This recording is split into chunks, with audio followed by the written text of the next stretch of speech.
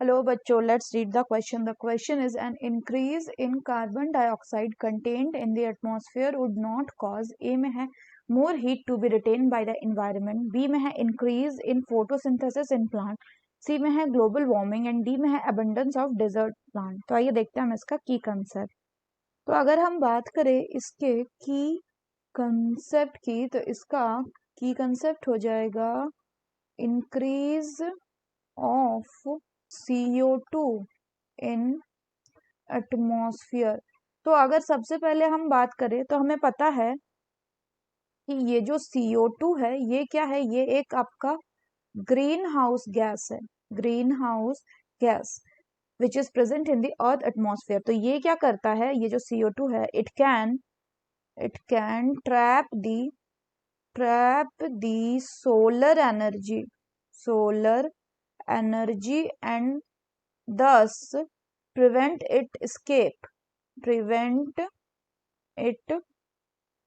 और इससे क्या करता है, जो ये ग्रीन हाउस गैसेस ये मेंटेन करता है अर्थ को एक कांस्टेंट टेम्परेचर मेंटेन करने का. लेकिन अगर हम बात करें फर्दर तो एक्सेसिव अगर ग्रीन हाउस गैस यानी कि एक्सेसिव CO2 जो है ये रिलीज हो रहा है, यानी कि CO2 का जो अमाउंट है वो कैसा कर गया, वो इंक्रीज कर गया.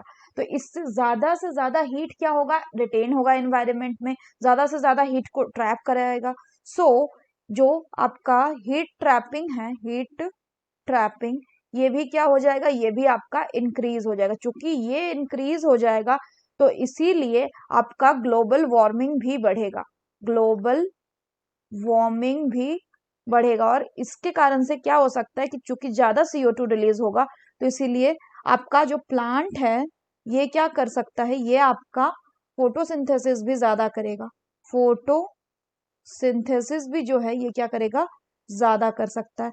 लेकिन अगर बाकी ऑप्शन की बात करें तो डी ऑप्शन इसका करेक्ट होगा. वो इसलिए क्योंकि एबंडेंस ऑफ डेजर्ट प्लांट इसलिए ये नहीं होगा क्योंकि जैसे ही आपका जो CO2 है ये इंक्रीज होगा तो due to the increase of CO2 in the atmosphere temperature जो होगा ये क्या हो जाएगा, टेम्परेचर भी आपका बढ़ गया. So temperature rises.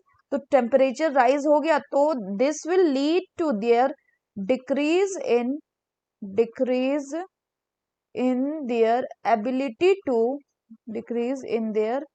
ability to take up the CO2 बढ़ क्या होगा, CO2 को लेने की इनकी जो एबंडेंसी है वो क्या हो जाएगी, वो घट जाएगी. तो इसीलिए डेजर्ट प्लांट जो है वो बढ़ेगा नहीं. So that's all for the question बच्चों. Hope you understood it well. Best of luck.